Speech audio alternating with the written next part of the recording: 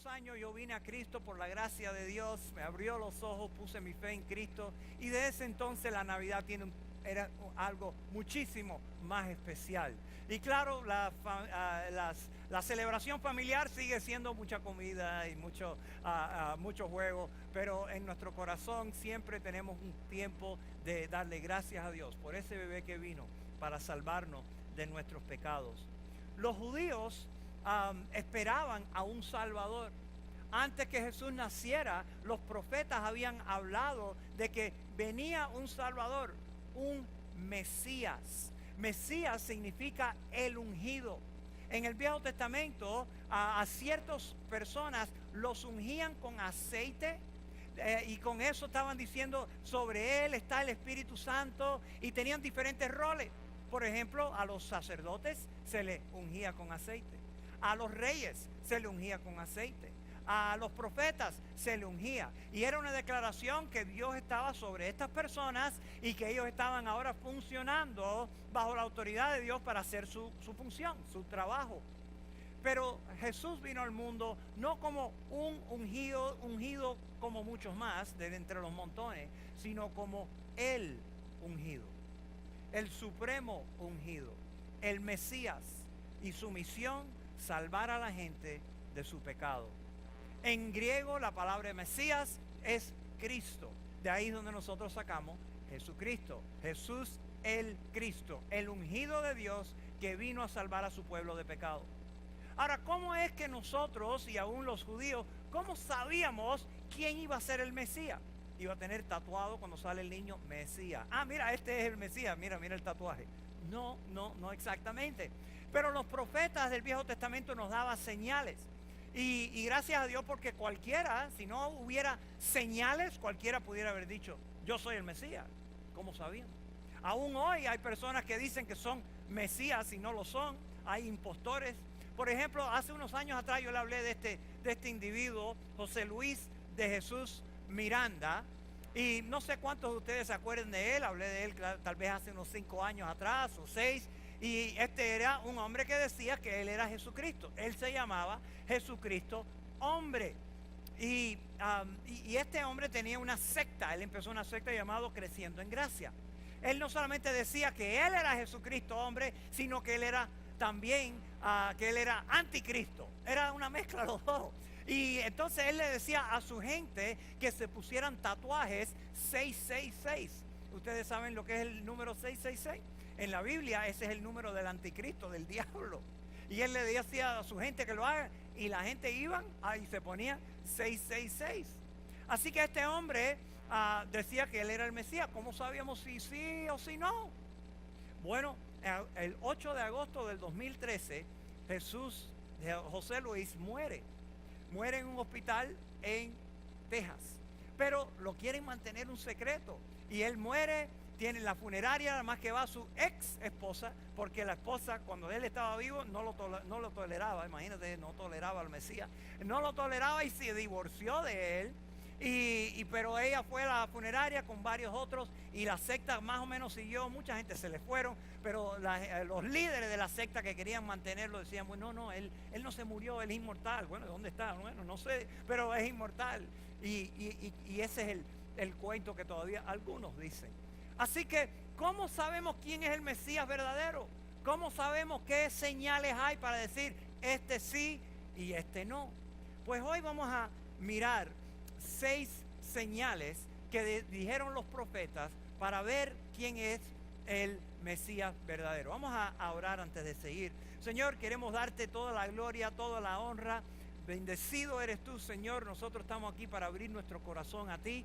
Te pido, Señor, que en esta noche podamos apreciar lo que esos profetas en antigüedad dijeron acerca del Mesías para poder reconocer quién es el verdadero Mesías. Te pido que abras nuestros corazones, nuestros ojos, en el nombre de Cristo. Amén. Así que, ¿qué señales dieron? Los profetas en el Viejo Testamento antes de Cristo, dijeron 400 años antes de Cristo y aún más, nos revelaron profecías, cosas que podíamos mirar, señales, cómo podíamos identificar al Mesías. Ahora, algunos han dicho, no, todas esas señales y profecías se escribieron después de Cristo para aparentar. Pero la realidad es que no, se escribieron más de 400 años antes. ¿Cómo lo sabemos? Hay un libro que se llama el Septuaginto. El Septuaginto es la copia del Viejo Testamento entero en griego. En el tiempo, en 250 años antes de Cristo, se copió la Biblia entera de los judíos desde Génesis a Malaquías y lo copiaron en griego. Y históricamente se sabe que eso ocurrió 250 años antes de Cristo. Así que sabemos que el Viejo Testamento entero y todas las profecías fueron escritas cientos de años antes de Jesucristo. Así que, ¿cuáles eran algunas de esas profecías o señales que tenemos que mirar? La primera señal, el Mesías verdadero tenía que ser un descendiente de Abraham. Sabemos que el Mesías tenía que ser un descendiente de Abraham. Ahora agarre su Biblia, hoy vamos a estar dándole para adelante y para atrás a la Biblia, porque vamos a comparar las señales Viejo Testamento con la realidad, lo que dijo los apóstoles en el Nuevo Testamento. Así que el primer verso que vamos a ver es en Génesis capítulo 12. Génesis 12, primer libro de la Biblia, para que no se me pierdan. Primer libro de la Biblia, Génesis 12, empezando con el versículo 1. Y dice así: el Señor le había dicho a Abraham: deja tu patria y a tus parientes y a la familia de tu padre y vete a la tierra que yo te mostraré. Haré de ti una gran nación, te bendeciré y te haré famoso, y serás una bendición para otros. Versículo 3. Bendeciré a quienes te bendigan y maldeciré a quienes te traten con desprecio. Todas las familias de la tierra serán bendecidas por medio de ti. Esa profecía que Dios en realidad dio a Abraham, le dijo: todas las familias de la tierra van a ser bendecidas por medio de ti. ¿Cómo iba a ser eso? Esto es una profecía de que de él iba a salir uno que iba a ser el que iba a bendecir a todas las naciones. ¿Cómo lo iba a bendecir? Salvando al mundo entero, pagando por sus pecados. Así que la primera profecía que vemos aquí en las Escrituras es que el Mesías, para identificarlo, tenía que salir de Abraham, tenía que salir de un hombre. Quiere decir que si cualquiera es un descendiente de cualquier otra persona que no es Abraham, ya no puede ser el Mesías. Vamos a ver la segunda señal. Perdón, antes de eso miramos a Mateo 1. Creo que esto lo puse en el boletín. Mateo capítulo 1, versículo 1. Dice así: tabla genealógica de Jesucristo, hijo de David. ¿Hijo de quién? De Abraham. Había que establecer bien claro que Jesucristo vino de la línea de Abraham. Vamos a la señal número 2. El Mesías verdadero tenía que ser descendiente de Judá. Descendiente de Judá. Ahora, ¿quién era Judá? Después de Abraham, Dios le prometió el hijo prometido a Isaac. Le dijo: tú vas a tener un hijo, aunque Sara era estéril. Al principio del año estudiamos Génesis, así que pueden ir al internet y buscar todos esos estudios. Dios le dijo a Abraham: Abraham, de ti va a salir, tú vas a tener un hijo. Y ese hijo fue Isaac. Isaac tuvo un hijo llamado Jacobo. Jacobo tuvo 12 hijos. Estaba bien busy. Tuvo 12 hijos. De ahí salieron las 12 tribus de Israel. Entre esas 12 había uno que se llamaba Judá. Entonces vamos a mirar la profecía. Génesis capítulo 49 y el versículo 10. Este es Jacobo hablándole a sus hijos, profetizando acerca de cada uno. Y dice: el cetro no se apartará de Judá, ni la vara de mano de sus descendientes, hasta que venga aquel a quien le pertenece, aquel a quien todas las naciones honrarán. Primero vamos a entender algo. ¿Qué es un cetro? Ahí le puse una foto de un cetro. Un cetro es la vara del rey. Por alguna razón, los reyes les gusta tener una vara. Una vara de oro que tiene algunos es bien ornamental. Y así que con esa vara le gustan apuntar, oye tú, ven aquí, oye tú, vete para allá, o tal vez, oye tú, te voy a arrancar la cabeza, lo que sea. Pero el rey tenía una vara, así que cuando dice que el cetro no se apartará de Judá, es que el reinado le pertenecía a la tribu de Judá, no a ninguna otra. Y en realidad todos los reyes de Israel, de Judá, con la excepción del primero, fueron de la tribu de Judá. Dios escogió, el primer rey fue Saúl, que vino de la tribu de Benjamín, pero él pecó grandemente en contra de Dios. Dios lo eliminó y puso al rey David. Y el rey David era de la tribu de Judá. Y era en realidad el rey más querido, más famoso de todos los reyes que tuvo Israel, fue el rey David. Ahora, dice ese verso que el cetro no se iba a apartar, los reyes iban a venir de Judá hasta que venga aquel a quien le pertenece, aquel a quien todas las naciones honrarán. ¿De quién está hablando? ¿De quién de verdad le pertenece el reinado? Del Mesías, el Rey de Reyes. Y cuando él iba a venir, ya cuando Cristo venía, iba a ser el último rey de Israel. Se cumplió esto, Cristo vino de la tribu de Judá. Miramos en Mateo capítulo 1, versículos 1 y 2. En Mateo 1, 1 y 2 dice así: tabla genealógica de Jesucristo, hijo de David, hijo de Abraham. Abraham fue el padre de Isaac, Isaac padre de Jacob, y Jacob padre de Judá y de sus hermanos. Jesucristo no solamente descendió de Abraham, sino del hijo correcto, de Judá. Vino de la tribu correcta, porque él sí era el verdadero Mesías. Quiero que se den cuenta de lo que está pasando aquí. Con cada señal aprieta más, achica más los candidatos que pudieran decir, yo soy Mesías. Porque uno no puede decir soy Mesías si no viniste de Abraham. Pero no solo de Abraham, ahora tenías que venir de la tribu de Judá. Eso achica más. Todos los judíos no pueden decir, yo puedo ser el Mesías. No, tenías que venir de la tribu de Judá.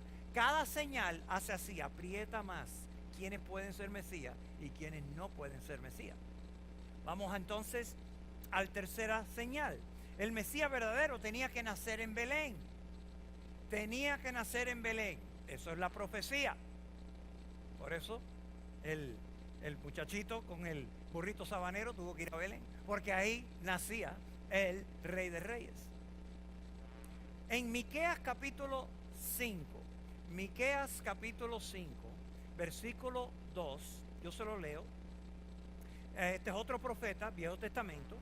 Dice Miqueas 5:2: pero tú, Belén Efratá, Efratá es el área, tú, Belén Efratá, aunque eres pequeña entre la familia de Judá, de ti me saldrá el que ha de ser gobernante en Israel.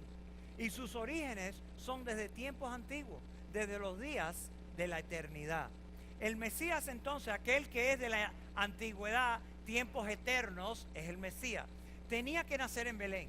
Belén era un pueblo cerca a 5 millas de Jerusalén. Así que Jerusalén, la capital de Israel, ciudad importante, grande, a 5 millas estaba Belén, un pueblecito. 5 millas es decir, de aquí a Holly Springs o de aquí a Canton. Era un pueblo bastante pequeño, no estaba lejos. Ahí fue el lugar donde nació el rey David. Fue el lugar donde unieron al rey David. Así, y David se ve como un tipo de Cristo, un tipo de nuestro Salvador. Y ahí, entonces, ahí fue donde nació Jesús. Belén significa casa de pan. Y qué bueno, porque Cristo es el pan de vida. Así que nació en Belén. Ahora, Belén era un pueblo pequeño, no era una metrópolis. Era un pueblo pequeño. Para nacer en Belén, no todos los judíos podían decir que nacieron en Belén. No todos los que nacieron de la tribu de Judá podían decir que eran de Belén. No es como nacer en Jerusalén. Esta es la diferencia de cuánta gente pudieran decir en este país, cuánta gente pudieran decir yo nací en Nueva York. Bueno, bastante han nacido en Nueva York. Ahora, ¿cuántos pudieran decir yo nací en Canton, Georgia? Muchos. ¿Alguien aquí nació en Canton, Georgia? Ni aquí, están allá los niñitos esos, algunos que otros nacieron en Canton. Entonces, esta es la gran diferencia. Para ser Mesías tenías que nacer en Belén un pueblecito pequeño. No eran muchos que nacieron en Belén. Ahora, Cristo nació en Belén. Vamos a ver, Mateo capítulo 2. Y vemos en versículo 1, Mateo 2:1. Dice así: después de que Jesús nació, ¿dónde? En Belén de Judea, en tiempo del rey Herodes. Así que Cristo cumplió esta profecía de que el Mesías iba a nacer en Belén. ¿Ven cómo se está achicando la cosa? Tienes que venir de Abraham, tienes que ser de Judá, ahora tienes que nacer en Belén. Muy pocos van a poder cumplir eso, pero hay más. Vamos al número 4. Señal 4, el Mesías verdadero vendría montado sobre un burrito.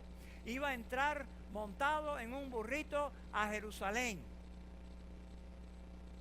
Y esto se ve en el libro de Zacarías, la profecía de Zacarías. Está ya hacia el final del Viejo Testamento. En Zacarías 9:9 escribió así el profeta: alégrate, oh pueblo de Sión, grita de triunfo, oh pueblo de Jerusalén. Mira, tu rey viene hacia ti, él es justo y victorioso, pero es humilde, montado en un burro, montado en la cría de una burra. Así que alégrate el pueblo de Israel, porque viene tu Mesías, pero viene montado en un burrito. ¿Cómo es que Cristo entró a Jerusalén en la última Pascua, el último tiempo de su vida, ahí casi al morir? Para eso tenemos que mirar en Marcos capítulo 11. En Marcos capítulo 11, versículo 7. Dice así, óigame si quieren. Le llevaron pues el burrito a Jesús. Jesús había pedido un burrito, le trajeron un burrito. Luego pusieron encima sus mantos y él se montó. Muchos tendieron sus mantos sobre el camino. Otros usaron ramas que habían cortado en los campos. Tanto los que iban delante como los que iban detrás gritaban: Hosana. La palabra Hosana significa salva. Era una manera de alabar a Dios. Hosana, Hosana. Alababan a Jesús. Bendito el que viene en el nombre del Señor. Bendito el reino venidero de nuestro padre David. Hosana en las alturas.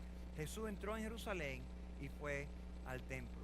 Así que Jesucristo entró por última vez a Jerusalén montado en un burrito, humilde. No como el gran rey. Un día va a entrar como gran rey y no va a ser en un burrito. Pero en esta época él vino humildemente sobre un burrito. Jesucristo es el verdadero Mesías porque cumplió todas las profecías que estaban en el Viejo Testamento. Vamos a ir al señal número 5. El Mesías verdadero sería azotado y traspasado por nosotros. Azotado y traspasado por nosotros. Para esto vamos a mirar en Isaías 53. El profeta Isaías, en Isaías 52 y 53, estos son capítulos proféticos acerca del Mesías. Se llaman capítulos mesiánicos, porque el profeta hablaba específicamente acerca del Mesías venidero.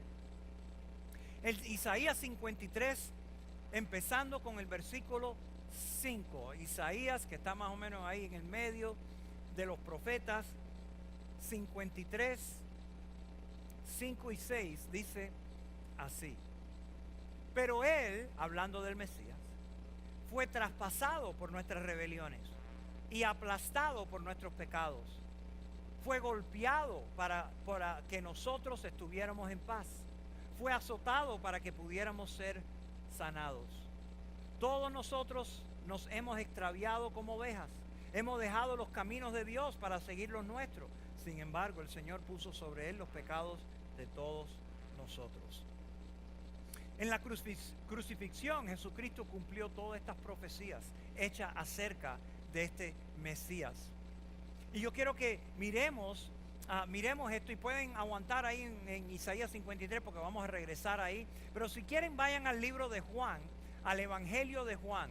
Juan era uno de los apóstoles de Cristo, era uno de los más jóvenes, era el último que murió y el último de escribir su recuento, su historia de Cristo. Y en Juan 19 habla acerca de lo que pasó el Mesías, nuestro Señor Jesús. Y dice así, Juan 19, versículo 1. Entonces Pilato mandó azotar a Jesús. con un látigo que tenía puntas de plomo.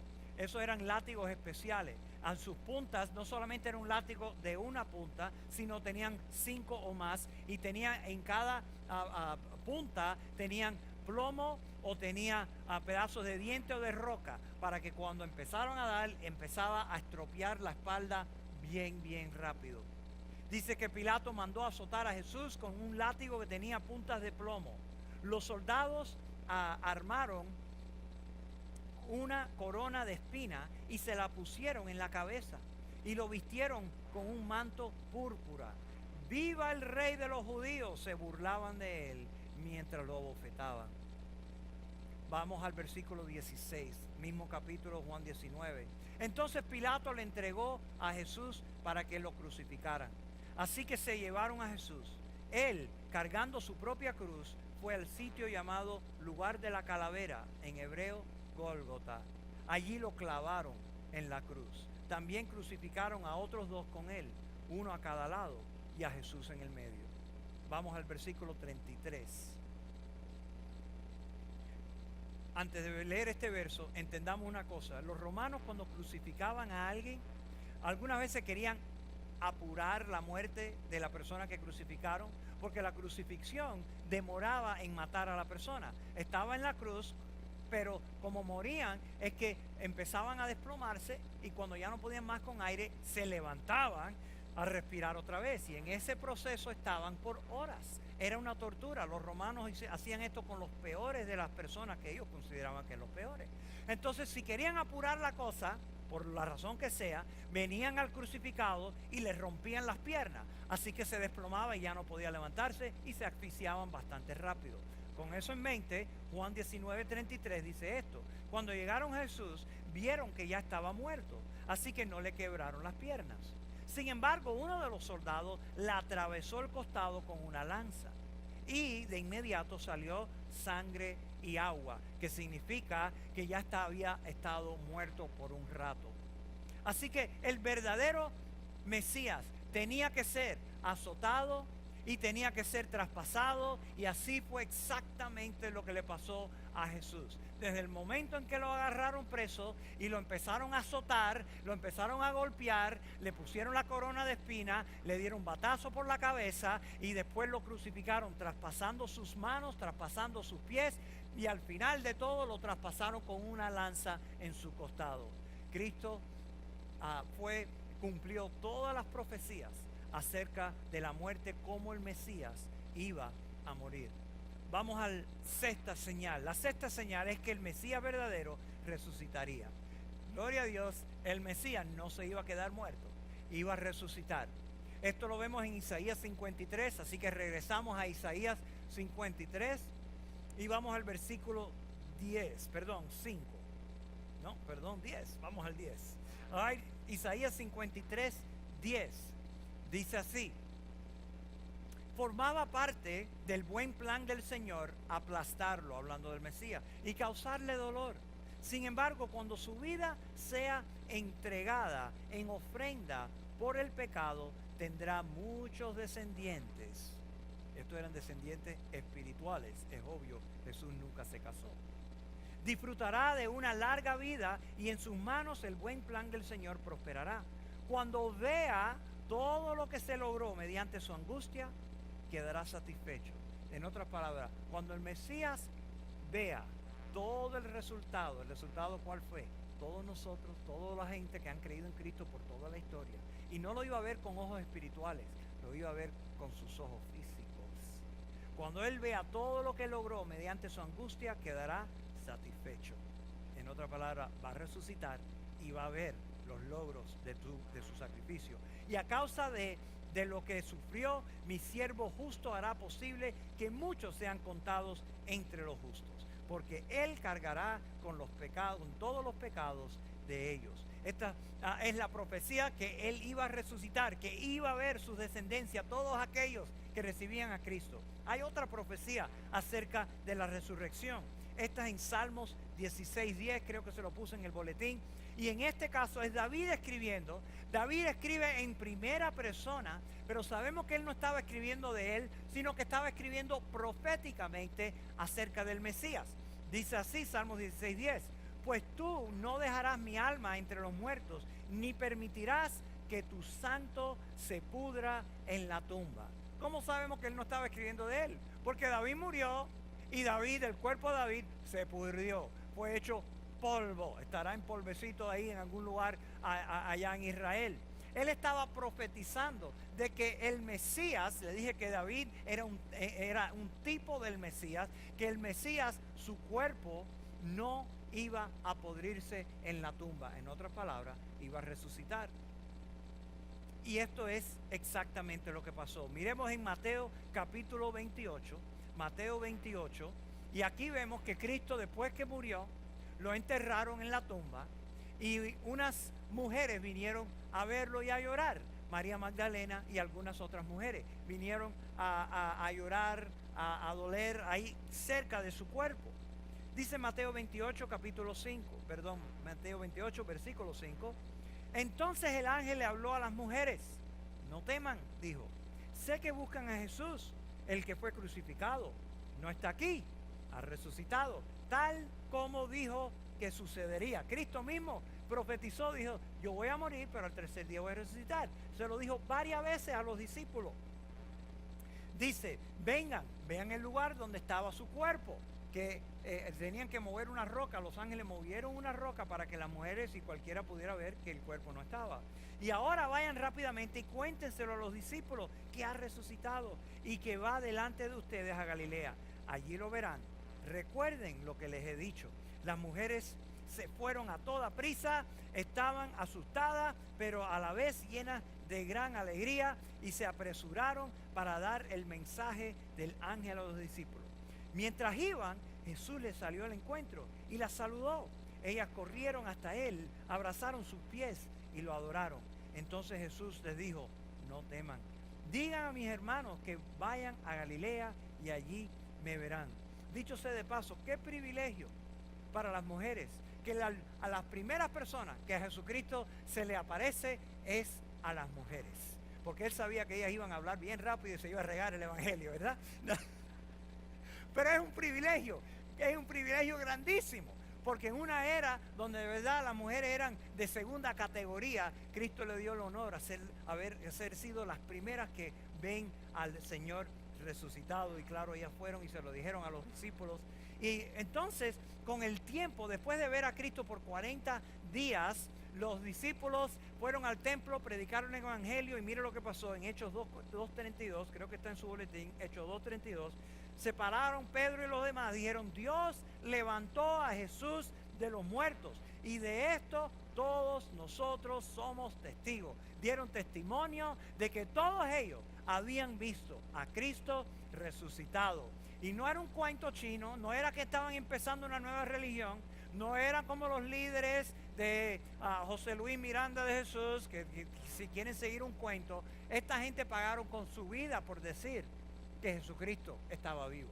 Esta gente fueron a su muerte porque dijeron, nosotros vimos a Cristo resucitado y no lo vamos a negar. Así que su testimonio podemos saber que es verdad. Si miramos estas 6 señales, y hay más, en la realidad de la vida es que ningún hombre pudiera cumplir estas 6 señales por su propia fuerza, por su propia inteligencia. Porque nadie escoge sus antepasados. Nadie escoge de qué papá salió, de quién era su abuelo, bisabuelo, bisabuelo. Nadie pudiera hacer eso. Nadie escoge sus padres. Nadie escoge la ciudad que uno nace. Uno no puede decir, Dios, quiero poner una orden, quiero nacer en Australia para ver los cangarús. Nadie puede predecir quién va a ser su padre, a dónde va a nacer. Solo Dios sabe todas esas cosas. Jesús ni nadie podía forzar que fuera azotado, que lo crucificaran. Uno no puede forzar a otro cómo me va a matar. Y nadie puede resucitar de entre los muertos. Sí, algunos se mueren y de pronto viene alguien y le da CPR, ok, resucitó. Pero eso es a los 10 minutos, eso es rápido la cosa, no después de 3 días. Y nadie predice su propia resurrección, solo Jesús lo hizo. Y por eso podemos estar bien seguros de que Jesús cumple todas las señales del Mesías. hace años atrás, yo tuve dudas serias acerca de mi fe. Yo empecé a dudar. ¿Será verdad esto o yo estoy creyendo un cuento chino aquí? ¿Será verdad esto de Jesús? ¿De verdad que Él es el Hijo de Dios? ¿De verdad que es el Mesías? ¿O estoy gastando mi tiempo y mi vida? Y empecé a estudiar profundamente y estudié 35 profecías en el Viejo Testamento acerca del Mesías y de otras cosas. Y empecé a estudiar y después de meses y de años llegué a la plena conclusión. Jesús es el Cristo. Jesús cumplió las promesas y las profecías del Viejo Testamento y por eso yo le debo mi vida a Él. Hay una organización llamada MessiahRevealed.org que ellos afirman que hay más de 300 profecías en el Viejo Testamento acerca del Mesías y que Él las cumplió todas. Pueden mirar eso. Y había un hombre llamado Peter Stoner, era un profesor de matemática, estaba encargado del departamento de matemática y astronomía en Pasadena City College. El hombre escribió un libro llamado La Ciencia Habla. Y él como es matemático, agarró 8 profecías del Viejo Testamento. Y dijo, bueno, ¿cuál es la probabilidad? Era un hombre bien estudiado en números. ¿Cuál es la probabilidad de que cualquier hombre pudiera cumplir 8 profecías acerca del Mesías? Que un hombre pudiera cumplir solo 8, no estamos hablando de 35 ni de 300, 8. ¿Cuántos pudieran? Y este es el número que él sacó. Una persona en 10 al poder 28 pudiera cumplir todas las profecías o 8 profecías. Ahora, como ese número es bien grande, ya yo ni me sé lo que es el al poder ese, hace tiempo que no estoy en la escuela. Pero si miran el número de abajo, una persona de cada, no es 10,000, no es 10 millones, 10 billones, 10 trillones, es muchísimo más. Una persona de ese número pudiera cumplir 8 profecías del Mesías. En otras palabras, estadísticamente hablando, es imposible que una persona pueda cumplir 8 o 35, mucho menos las 300. Pero un hombre sí las cumplió. Y ese fue Jesús. Jesús, el Mesías, el Hijo de Dios que nació de María y de José en Belén hace más de 2000 años y que billones de personas hoy adoran a ese Jesús. Jesús es el verdadero Mesías. Podemos estar plenamente confiados que cuando nosotros ponemos nuestra fe en Jesús, estamos poniendo fe en el ungido de Dios que vino al salvar al mundo. Quiero terminar con Isaías 53:5. Porque aquí no solamente había profecía acerca de lo que Él iba a sufrir físicamente, pero había una profecía acerca de lo que Él iba a hacer espiritualmente. Y es importante entenderlo. Isaías 53:5 dice, pero Él, el Mesías, fue traspasado por nuestras rebeliones y aplastado por nuestros pecados. Fue golpeado para que nosotros estuviéramos en paz. Eso no es una paz externa, que no hay guerra. Eso es una paz entre yo y Dios. Porque todos nosotros hemos pecado y estamos destituidos de la gloria de Dios. Necesitábamos a alguien que traiga paz entre Dios, un Dios santo y un pecador como yo. Esa fue la misión de Cristo. Fue golpeado para nosotros, para que nosotros estuviéramos en paz. Y fue azotado para que pudiéramos ser sanados. Esto es una sanación primordialmente espiritual. Cuando llegue al cielo va a ser una sanación espiritual y de cuerpo también. Pero es una sanidad espiritual. ¿Para qué vino Jesucristo? ¿Para qué tuvo que venir a morir? Fue azotado, fue golpeado, fue torturado y traspasado para pagar por mis rebeliones y las tuyas. Para pagar por mis pecados y los tuyos. Para poder estar seguro de que el día de mañana, cuando nos vayamos de aquí, estar en su presencia por una eternidad. Cristo vino a morir en una cruz. Ese bebé Jesús, celebramos la Navidad y qué lindo celebrar la Navidad, qué lindo es ver todas esas escenas con el bebé Jesús, pero tenemos que también acordarnos, uno de los regalos que le dieron a Jesús, esos reyes que vinieron del este, es la mirra, profetizando, este bebé va a morir, tiene que morir, fue su misión morir, pero al tercer día resucitó por cada uno de nosotros. Y cualquiera que en su corazón le diga, Cristo, creo en ti, sálvame, límpiame de mis pecados. Tenemos vida eterna. Enseguida, en el momento en que Dios ve fe en tu corazón, te limpia de todos tus pecados. Gloria a Dios por ese gran regalo. El mejor regalo del mundo es el regalo que Dios nos dio a nosotros. No el que nos van a dar esta Navidad, no es que nos dio la esposa el año pasado. Es vida eterna en Cristo Jesús. Por ese ni bebé que vino con una misión: morir por tus pecados y morir por los míos. Vamos a orar, vamos a orar. Señor, te damos toda la gloria, Señor. Señor, ¿cómo podemos honrarte? ¿Cómo más podemos honrarte sino simplemente entregando nuestra vida a ti, diciéndote que te amamos? Señor, viviendo cada día en tu presencia. Gracias, gracias por mandar a ese bebé. Gracias por esta época que nos recordamos del bebé Jesús, que no se quedó bebé, sino que vino y murió en una cruz para pagar todos nuestros pecados. Señor, toda la gloria y la honra te la mereces tú. Y hermanos, tal vez que ahora, con nuestros ojos cerrados, con un tiempo ahí un tiempo entre tú y Dios, si tú de verdad crees en ese Mesías, si tú de verdad crees en Él, crees que Él es tu Salvador, pídele ahora mismo. Si nunca lo has hecho, dale gracias en tu corazón. Dile: Cristo, yo creo en ti. Jesucristo, yo creo que tú viniste a este mundo para morir por mis pecados. Y Cristo, yo creo ese mensaje. Sálvame. Cristo, límpiame de todos mis pecados. Perdóname por ese sacrificio que hiciste en la cruz. Si hoy tú pones tu fe en Él, si hoy tú lo miras en tu corazón y le pides esa gran salvación: Cristo, sálvame, Cristo, límpiame, Cristo, perdóname, Él te promete darte vida eterna. Cristo prometió: el que cree en mí tiene vida eterna. Es una promesa, es un regalo que Él te quiere dar, pero tú tienes que tomar ese paso de fe. Cristo, sálvame, límpiame. Señor, toda la gloria te la mereces. Gracias por esa gran salvación.